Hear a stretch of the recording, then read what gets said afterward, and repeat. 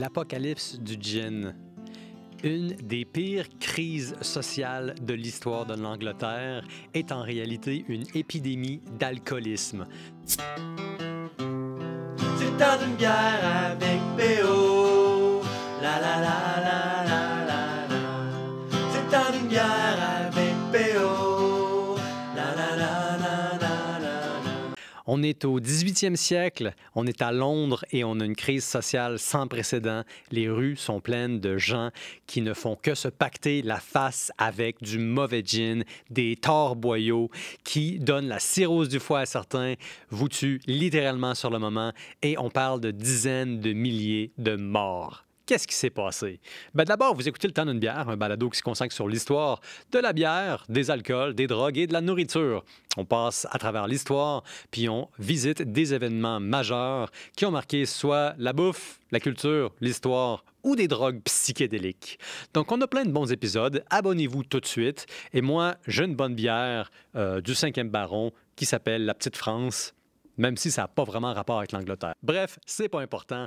Qu'est-ce qui s'est passé en Angleterre? Le point de départ ici, c'est les spiritueux. Qu'est-ce que c'est? Qu'est-ce que ça a voulu dire en Europe? Et surtout, qu'est-ce que ça mange en hiver? Pourquoi c'est important? Au Moyen Âge, la distillation s'est réservée à l'usage des médecins. Autrement dit, on considère les liqueurs comme étant avant tout des médicaments parce que, évidemment, ça fait un peu oublier la souffrance. Mais il ne faut pas oublier que les alcools de distillerie, ça vient de l'alchimie. L'alchimie cherchait la pierre philosophale. Aurait-elle trouvé la bière philosophale? Je sais, c'est un jeu de mots pourri. Mais pareil, ce qui est important avec la distillerie, plutôt avec l'alchimie, c'est que c'est des alchimistes qui vont populariser, à travers toutes sortes d'expérimentations, la technique d'extraction des vapeurs de l'alcool à partir de vin. Parce que c'est comme ça qu'on a donné les premiers spiritueux en faisant chauffer du vin. C'est les Hollandais qui sont vraiment spécialisés là-dedans, ou plutôt qui ont vraiment poussé la chose en avant. Donc, l'idée nous vient de la Grèce ancienne. On sait qu'en Chine, on connaissait le principe de la distillation.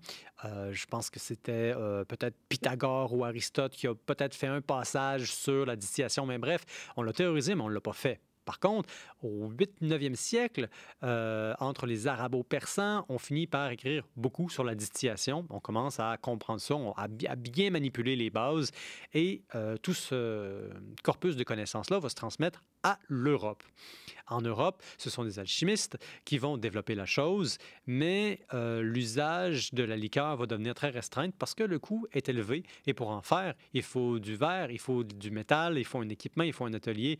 Et il y a vraiment peu de personnes qui ont ça. Et surtout, dans des pays comme l'Angleterre, le tout est sujet à un monopole d'État. Mais tout ça va changer avec la Glorieuse Révolution. La Glorieuse Révolution, c'est une révolution un peu bizarre parce que c'est pas tant une révolution puis c'est pas si glorieux.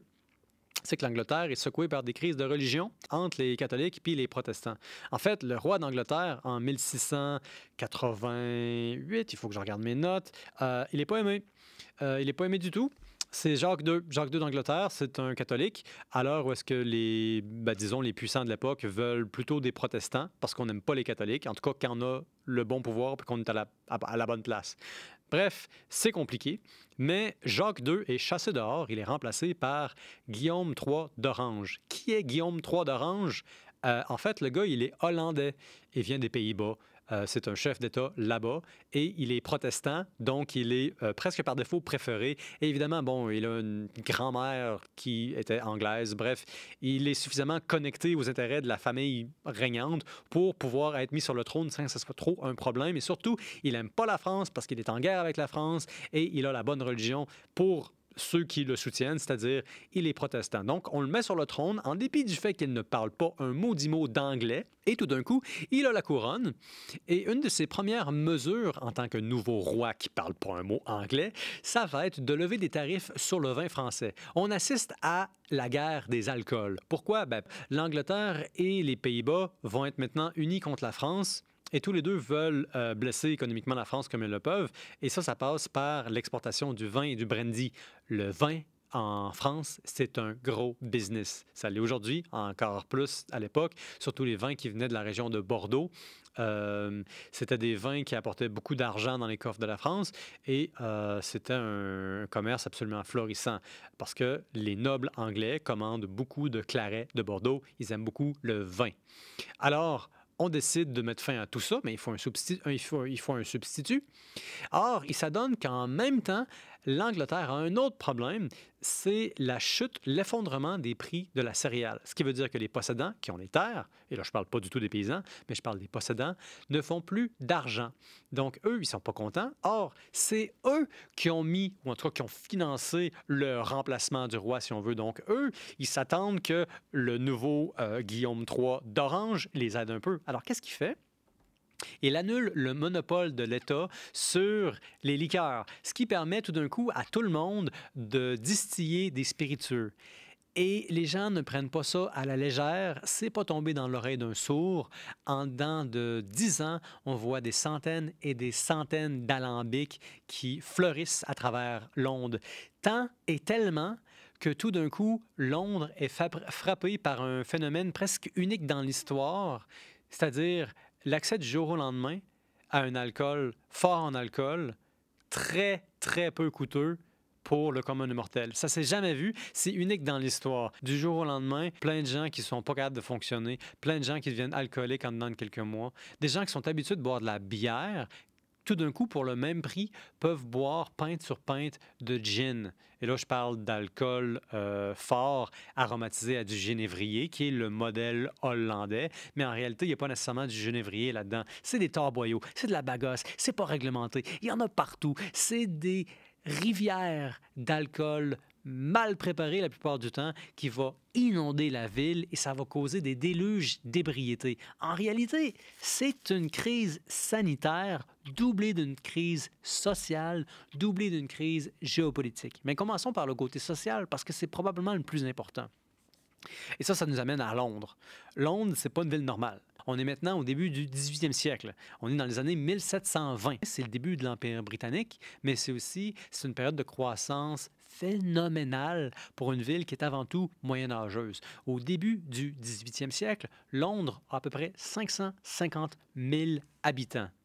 Et ça, c'est beaucoup pour l'Europe. Mais ça va grandir vers la fin du 18e siècle. On est rendu à 1 million d'habitants. Londres, ce n'était pas prévu pour avoir autant de monde. On parle de zéro plan d'urbanisme, zéro mesure d'hygiène. J'ai failli faire un jeu de mots freudien ici en disant zéro manure. En fait, il y a du caca partout dans les rues. Il y a la tuberculose qui tue peut-être un enfant sur 3, et ça va juste empirer avec la pollution. Et aussi, parlant de pollution, c'est le début de la révolution industrielle. Quand je dis début de la révolution industrielle, un début gentil, hein, parce qu'à l'époque, on parle vraiment d'une intensification de l'artisanat. Quel artisanat? Les usines textiles. C'est une des plus grandes sources de revenus de l'Angleterre. L'Angleterre est connue pour travailler des tissus. Ça fait longtemps qu'ils ont compris comment optimiser, créer des gros entrepôts et surtout mal payer les travailleurs qui sont dedans. Et ça, mal travailler, ou plutôt mal payer les travailleurs qui sont dedans, c'est un lien direct avec la crise du gin, c'est-à-dire l'épidémie d'ébriété. C'est que les conditions de vie à Londres sont vraiment atroces. On parle de 10 à 12 à 14 heures de travail. Les salaires sont des salaires de pitance. Je n'ai pas les chiffres exactement sur ce qu'on gagne par jour, mais on sait que même pour l'époque, c'est très, très peu. On sait que les ouvriers couchent souvent à 10 dans une chambre qui est faite pour 2 ou pour une personne. Ce sont des lits insalubres. Il n'y a pas de bénéfice, évidemment. Il n'y a pas de bénéfice, il n'y a pas de support. Et aussi, il y a beaucoup d'autres personnes qui sont prêtes à prendre votre place si jamais vous tombez malade ou si vous vous blessez. J'ai oublié de prendre une gorgée. Ça m'arrive souvent. Je prends une gorgée et je continue. Donc voilà.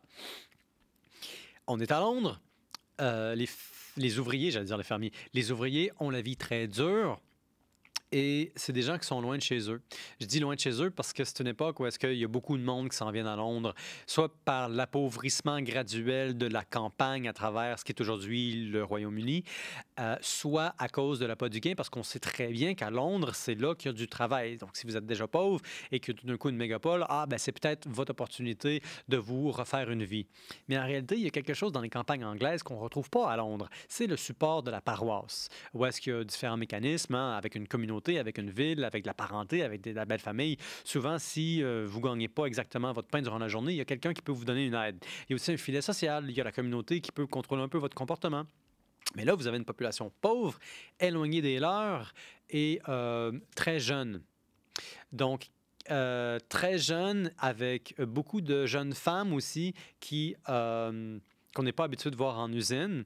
Donc, tout d'un coup, la presse satirique commence un peu à s'inquiéter de voir des femmes qui sont dans les usines. C'est pas ça le problème. Le problème, c'est qu'on a une perturbation de la population qui est dans une grande ville, qui n'est pas faite pour les avoir, et avec personne qui se fout de leur bien-être. Ces gens-là vivent une vie de misère. Donc, oui, quand le gin devient moins cher que la bière, tout le monde se jette dessus. On parle de dizaines de milliers de personnes qui soit tombent raides mortes à un moment donné en lien avec l'alcool, ou alors de dizaines de milliers de personnes qui se retrouvent dans les lits de l'hôpital général de Londres. Et l'hôpital général de Londres au 18e siècle, c'est pas exactement la place où est-ce que vous voulez aller soigner un lendemain de veille.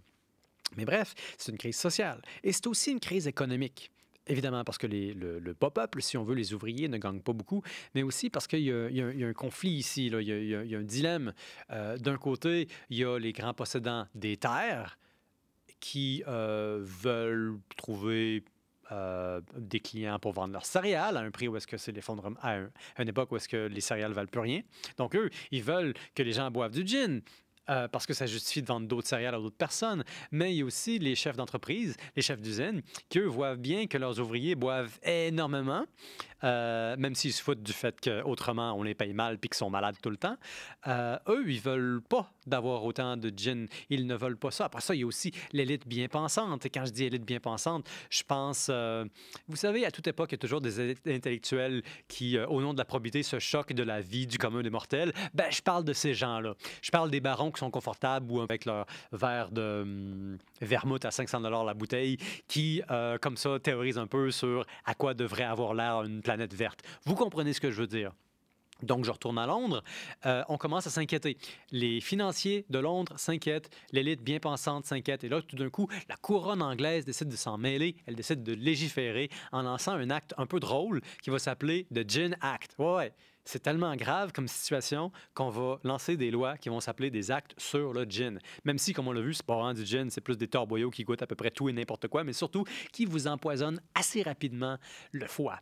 Bref, en 1729, on va sortir un premier acte. Cette loi-là vise à interdire la vente de gin pour ceux qui n'ont pas les permis. Elle augmente aussi naturellement les permis. Mais qu'est-ce qui arrive? En fait, absolument rien. C'est terrible parce que maintenant qu'on sait que l'activité est plus surveillée, eh bien, tout le monde s'en va dans l'économie souterraine. C'est-à-dire que tout le monde commence à se cacher des autorités et en fait, on consomme encore plus de gin. Il est encore plus mauvais parce qu'on le prépare encore plus rapidement. Et encore une fois, je devrais me taper sur les mains, c'est pas nécessairement du gin, c'est juste des torboyaux puis de la bagasse qui donnent un sacré mal de tête et qui, littéralement, souvent, sont rien d'autre que du poison. Parce qu'on contrôle très mal la quantité d'alcool. C'est pas la même chose pour le corps, pour la capacité de métabolisation de l'alcool éthylique quand on boit un alcool fort à 80% ou plus. Donc, c'est la crise sanitaire, c'est la crise économique et c'est aussi une crise morale qui pousse finalement la couronne à prendre des actions très musclées. Il va y avoir un acte sur le gin. Il va en avoir un deuxième, un troisième, un quatrième, un cinquième, un sixième. Il va en avoir 8 en tout. Qu'est-ce que ça change? Pas grand-chose. Pourquoi? Parce que le problème fondamental n'est jamais vraiment réglé. C'est quoi le problème fondamental? Bien, je vous l'ai dit, c'est le fait que la classe ouvrière n'a nulle part où aller pour confier les problèmes existentiels qui les touchent. Mais il n'y a pas juste ça. C'est aussi parce que on veut faire le plus d'argent possible avec la crise des céréales et le prix de la céréale, justement, continue à être extrêmement bas. Et c'est aussi parce que c'est très difficile, en fait, de stopper l'hémorragie. Parce qu'à partir de 1729, durant le premier acte, où est-ce qu'on force les gens à avoir des permis, bien, tout le monde s'en va se cacher, tout le monde s'en va se cacher. Donc, ce qui arrive, c'est que les gens qui veulent vendre leurs torboyaux deviennent de plus en plus créatifs. Une des inventions qu'on va trouver, la statue du chat. Si vous avez jamais entendu parler de la statue du chat, c'est le temps d'aller googler ça. Interrompez le podcast, allez voir ça, c'est magnifique. C'est la première machine à distribuer de l'histoire. Donc, il y a une patte de chat, on tire la patte, on met 2-3 sous, et puis tout d'un coup, la gueule du chat s'ouvre, la gueule du chat s'ouvre. Ouais, c'est ça. La gueule du chat, voyons, la gueule du chat s'ouvre, et puis là, il y a une bouteille de gin qui tombe. Et ça, c'est facile parce que ça crée l'anonymat. Il n'y a personne qui sait qui est responsable du chat. et ça exige d'avoir un témoin pour pouvoir faire un arrêt. Donc, il ne peut pas avoir de témoin parce qu'on sait très bien qu'un chat, ce n'est pas un humain. Donc, ça ne se témoigne pas. Donc, c'est intelligent. Donc, on commence à avoir des statuts comme ça. Et puis, même sans statut, les gens, ce qu'ils vont faire, c'est qu'ils vont juste apporter des espèces de cabarets roulants sur roues. Ils vont vendre des petites bouteilles qui sont encore pires et qui sont encore plus faciles à cacher. Donc, vous voyez qu'il y a toute une économie qui commence à se construire autour de ça et tout semble permettre que des gens qui ne l'ont pas mérité, qui sont habitués à boire de la bière, n'aient que crise de cirrhose du foie sur crise de cirrhose du foie. Les choses vont empirer quand la presse va s'y mettre. Et là, je fais un petit crochet vers la presse anglaise. Il faut dire que le premier journal qui sort en Angleterre, il sort en 1702.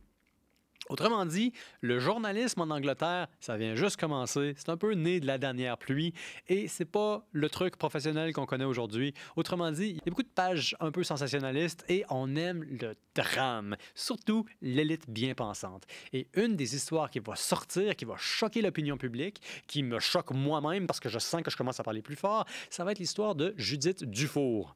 Judith Dufour, c'est qui? C'est une ouvrière. Déjà là, je vous le rappelle, beaucoup de jeunes femmes célibataires dans les usines, ça fait froncer beaucoup de gens conservateurs qui sont pas habitués de voir ça et qui craignent pour maintenant la moralité de leur femme parce qu'ils pensent que ça pourrait d'une certaine façon contaminer leur femme. Bref, c'est pas important.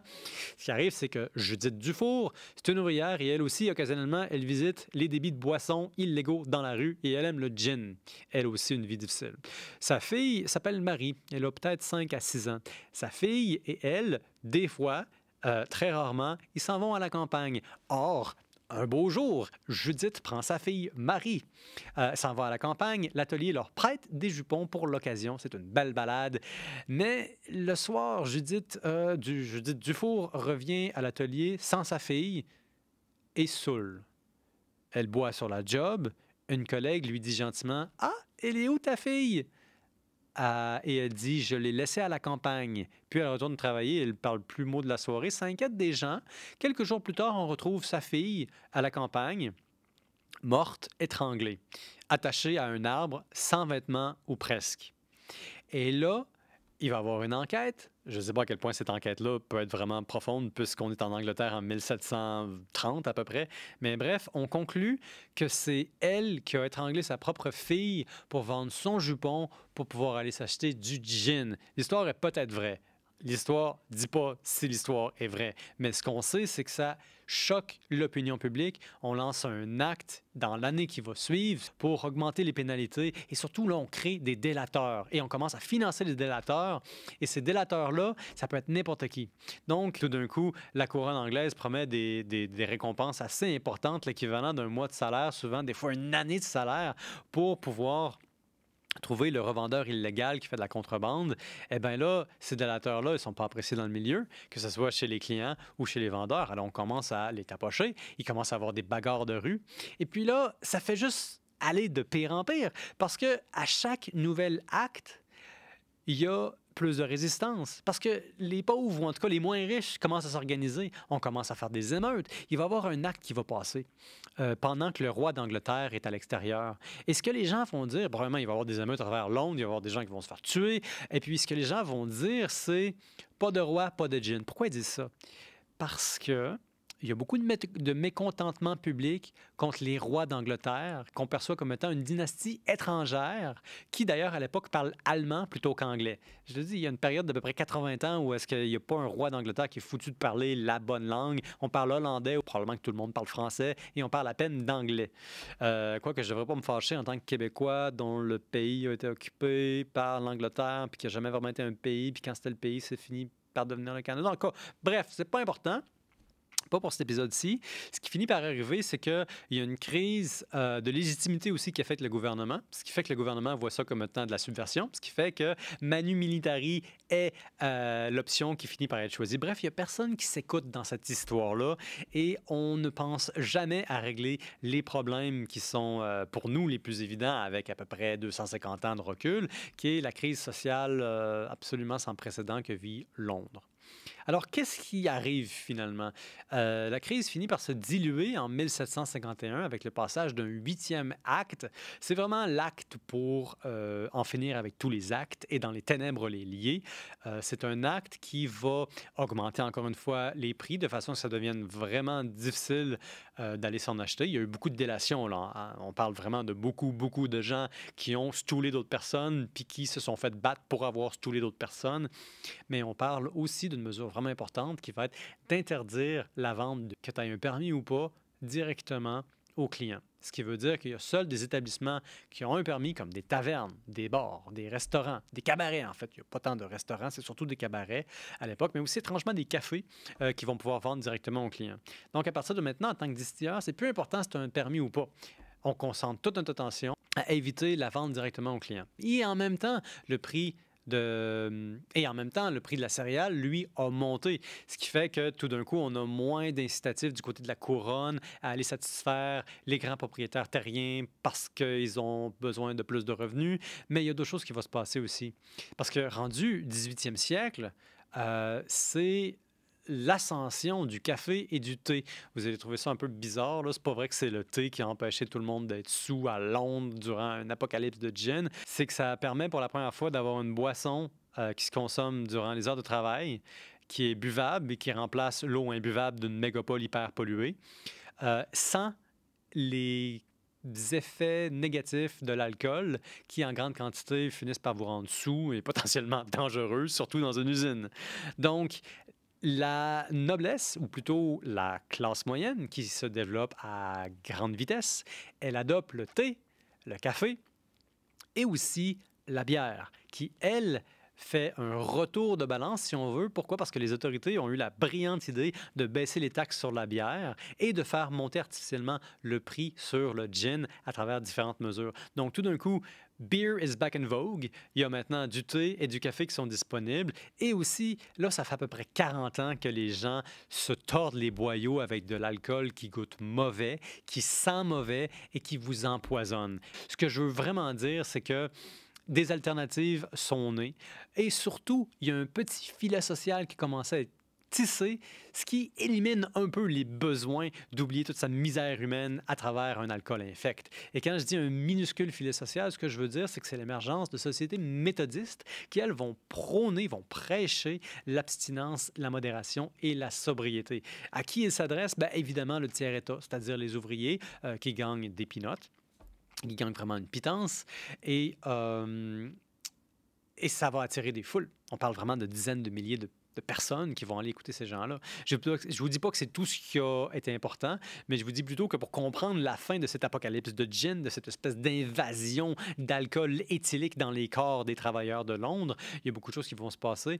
Il y a surtout une leçon à en tirer. Ce que l'apocalypse du gin nous dit, c'est que c'est vraiment à la fin le symptôme d'une société en mutation, d'une ville qui n'est pas faite pour son afflux de migrants, d'une ville qui n'a pas non plus compris qu'est-ce que ça veut dire de rendre soudainement disponible un alcool à bas prix dont le pourcentage est à peu près 15 fois plus élevé que la petite bière qui était disponible au commun des gens.